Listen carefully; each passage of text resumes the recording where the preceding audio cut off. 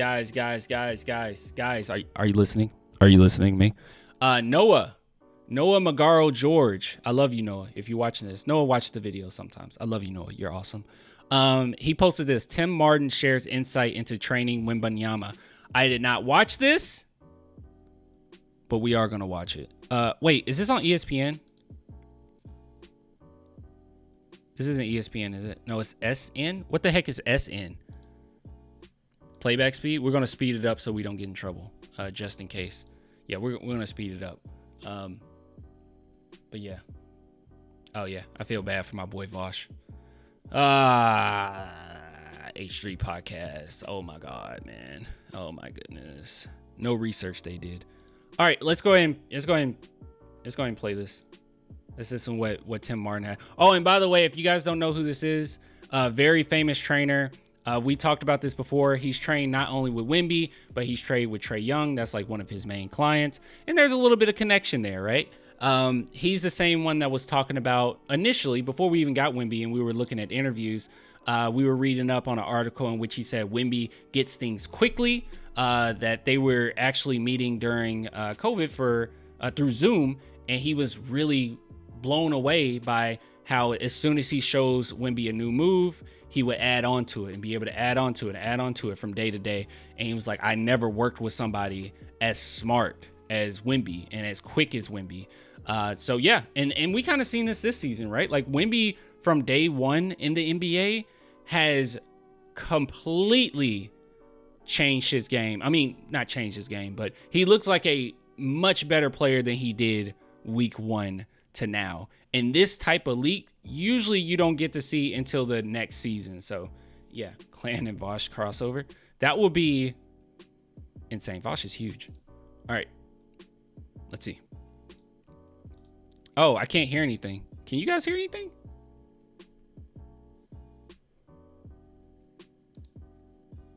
Me on my toes, to be honest. What the heck? I can't hear anything. Did you hear anything? Like I've never really had a player that. Wait, you guys can hear something. Hold on. Ah, I see.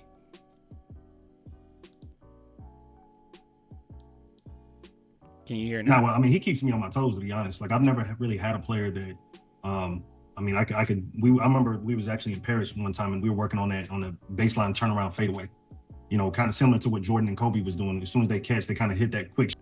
Kobe and Jordan. I love name dropping. Yes. Yes. Yes. Yes. Just name drop as many players as you can. His passing, you know, just like Magic Johnson would work on. Yes. Yes. Just as, yes. Yes. Yes. His touch, it really reminds me of Kareem. Yes. Sorry.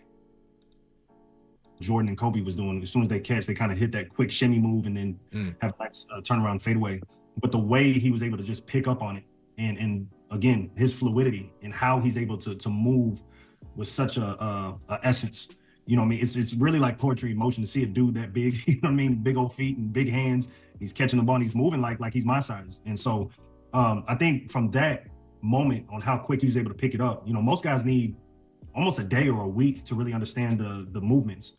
We just talked about this, how quickly he is at bringing things, like being able to implement things. He was talking about how when they were on Zoom and he was just so blown away by, hey, I just showed you this move, and he's immediately ready to, he's a sponge. He's a sponge. You know, with the footwork or what have you. But for him, as soon as I tell him something, I mean, he's picking up on things very rapidly. And so it keeps me on my toes as a coach, because it's like, hey, I got to be ready to keep throwing things at him to keep him engaged, because the way he absorbs information is something like I've never seen before.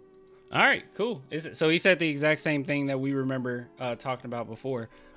Great stuff. Nothing to really add there, I guess. I mean, great stuff. Great stuff.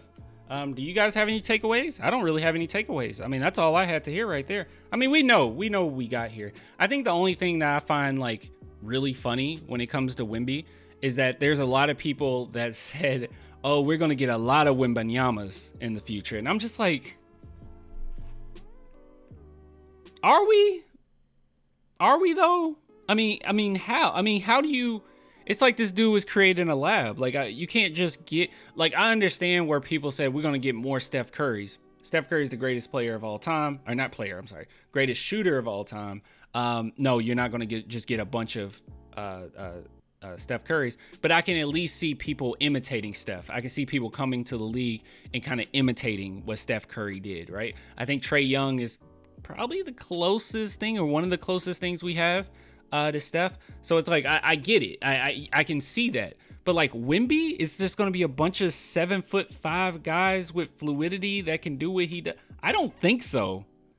I don't think so.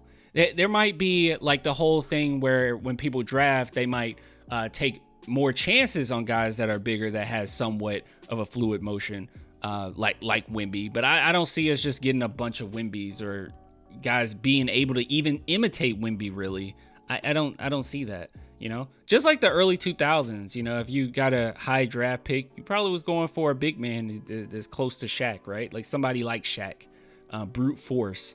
Because that's just how the game was played more so then, and now it's, you get somebody that can shoot. I mean, Johnny Davis was so huge on some people's boards, but he ain't none of Steph, not even close.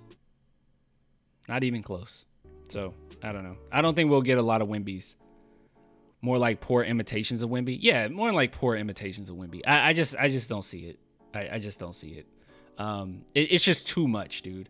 Not only is it the fluidity, not only is it the defense. To move. Not only is it the defense, the fluidity, his shooting stroke, but it's the amount of competitiveness that he has as well. You don't just get these guys; they don't just grow on trees, right? Jordans don't just grow on trees. We had one since him, which was Kobe, and we ain't really had one since that. I mean, if people try to compare like Anthony Edwards to Kobe, and you can see it sometimes, like Kobe and Jordan, you can see it a little bit, but I don't necessarily think that Anthony Edwards has the competitive spirit as those guys. Like he will take nights off. He needs somebody on his team to kind of, he even said it himself. He was like, I could take nights off. Kyle Anderson is the one that gets on to me all the time. So you just don't get too many guys like that. You don't get too many guys like that.